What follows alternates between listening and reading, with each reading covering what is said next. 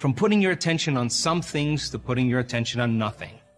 To putting your attention from somewhere to nowhere. When you're putting your attention from sometime into no time. That is the moment you're disconnecting from this three-dimensional reality. And in a sense, we call that getting beyond the self.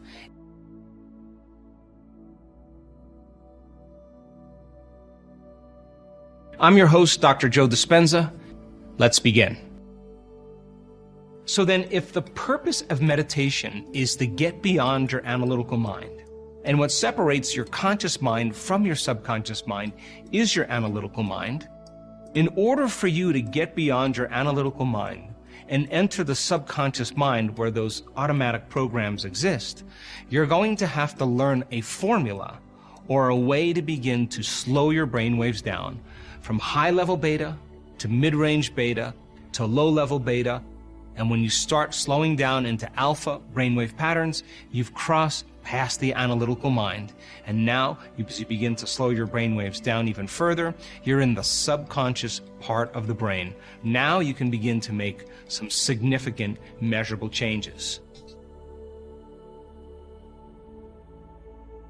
So then let's review this. We go from beta to alpha to theta to delta. And think about beta and alpha being the seat of your conscious mind, and alpha, theta, and delta representing your subconscious mind. And as you begin to slow down brain activity, because you're no longer analyzing and thinking with your neocortex, then consciousness or your awareness or energy naturally flows right out of the neocortex, right into your limbic brain, the seat of your autonomic nervous system. That's the part of your brain, remember, that begins to control and regulate all those automatic bodily functions. In a sense, it's the part of the brain that's giving you life, that has an agenda to keep you in balance, to keep you in homeostasis, and it's very automatic. So now you're in the very operating system where you can begin to program your autonomic nervous system to change its hormones, to begin to change the body's function in some way. And in a sense, you are conscious in your subconscious mind.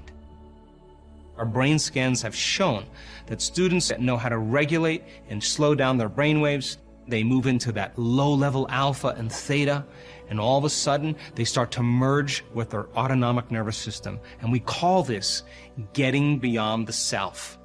And when the conscious mind is merging with the subconscious mind, or you're beginning to connect to your autonomic nervous system, its job is to create order and balance.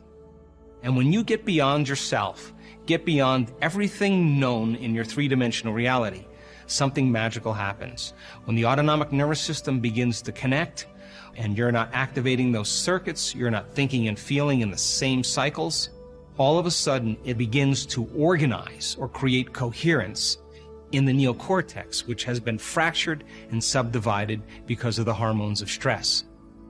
So now, think about coherence as order, as cadence, as rhythm. Things are working synchronized in an organized way.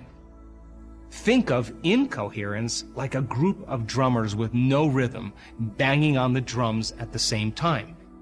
And the brain, as well as the heart, that are influenced by the hormones of stress, as they begin to function in a very disorganized way, that incoherence is a very weak signal for the body. Think about it like this. If you went to a football game and something happened favorable to the home team, and everybody was clapping at the same time and applauding, that would be incoherence in the brain. Now, normal coherence in the brain would be like every 10th person in the stadium clapping in rhythm. And that's normal or average for most human beings. But when the brain and heart get highly organized, highly integrated, highly synchronized, imagine everybody in the stadium clapping at the same time in rhythm. Not only does it create order and coherence, but it also increases the amount of energy in the brain and heart. And when there's more energy in the brain, there's more energy in the heart, there's a greater level of awareness about your body, your environment, and time. I want to show you the difference between coherence and incoherence. On the left image where it says coherence, you're looking at the top of their head. Now, 19 different compartments of the brain that are connected through electrodes, and if all of those compartments are synchronized, you'll see the valleys and the peaks all lined up, and we'll call that order or coherence. If different parts of the brain are lagging or behind or out of order, then you'll see all of a sudden some of those valleys lining up with some of the peaks, and different compartments of the brain are not communicating well with each other, and we call that incoherence. When we see a lot of blue when we're measuring coherence, it means it has a low level of coherence in the brain. If you don't see any blue and you see pink, that's normal. And normal means average, what the average person experiences in terms of coherence. The red represents a high amount of order in the brain, and red means there's a super level of coherence. So now, this is a normal brain scan. This is what we call a strip chart, and we're measuring the 19 different parts of the brain. That brainwave pattern is low-level beta brainwave patterns. Now, the person's sitting there, their eyes are open, they're being their normal self. We ask them to close their eyes, begin to open their awareness, begin to open their focus from a convergent focus to a divergent focus or a broad focus. In a matter of seconds, this is what we see. Now remember, coherence is orderliness, and look how those waves are organized and stacked equally on top of each other. The brain is highly synchronized or phase synchronized in alpha brainwave states. Here's another one. Another person goes from a narrow focus to a broad focus, and you can see the entire brain is coherently in alpha brainwave state. Here's another person who has global coherence. They go from a narrow focus to a broad focus, from a convergent focus to a divergent focus, and you can see all of those different brainwaves beautifully stacked on top of each other, and we can say that the brain is highly integrated. If you look at that arrow on the right side of the screen, you can see that all of those peaks are lining up. That means the entire brain is in an alpha coherent state.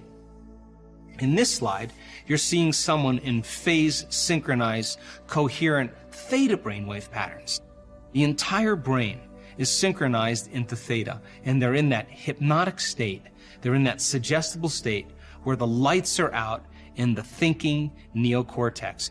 And when they slip into that theta brainwave state, we can say that they're completely beyond themselves, and they've dissociated from everything known in their three-dimensional reality. Our research, as well as other researchers at Princeton University and around the world, have found that if you can broaden your focus, as you begin to open your awareness, the act of taking your attention off of everything material and putting your attention on nothing but space, if reality is both a particle and a wave, if it's matter and energy, and there's an invisible field of energy called the quantum field that exists beyond this space and time, that you can't experience with your senses, but can only experience with your awareness. And that unified field, that invisible field of frequency, that is that very frequency that connects everything material and organizes everything into form. So then when you broaden your focus and you take your attention off of matter, you're putting your attention on that invisible field of energy, whose signature is oneness, whose signature is order, whose signature is greater and greater levels of wholeness. The person is feeling so whole, so in love with life, that it's impossible for them to want. I mean, how can you want when you feel whole? You feel like you have everything. And so we've measured this on people. And in fact, we can actually predict when it's going to happen to a person. We start seeing more and more order taking place in the brain, and all of a sudden we can say after a certain point, this person is going to have a very transcendental moment. And when we see those two hemispheres coming together, when that person is connecting and they feel whole, energy moves right into their heart, and their heart starts beating very orderly and very coherently. the heart begins to produce an ambient magnetic field. Now, the field and the energy is beginning to broaden from the body. And that energy is frequency, and that frequency carries information. And now the person feels connected to something greater. And you can walk around and look at that person, and you can see tears of joy rolling down their face because they feel so whole, they feel so in love with life, that they feel connected to something greater, that I call that the natural state of being. So what does it mean then to get beyond the self? If we're getting beyond the analytical mind and cooling off brain activity that's associated to everything familiar in our life, that means then, in order for you to get beyond yourself, you're going to have to take your attention off of everything material and known in this three-dimensional reality. And our research shows that when you go from a somebody to a nobody, from putting your attention on some things to putting your attention on nothing, to putting your attention from somewhere to nowhere, when you're putting your attention from sometime into no time, that is the moment you're disconnecting from this three-dimensional reality. And in a sense, we call that getting beyond the self. And now, at this elegant moment, you are on the sweet spot of the generous present moment. And we could say now, you're at that perfect place in the eternal now for you to begin to create something new from the unknown. Why?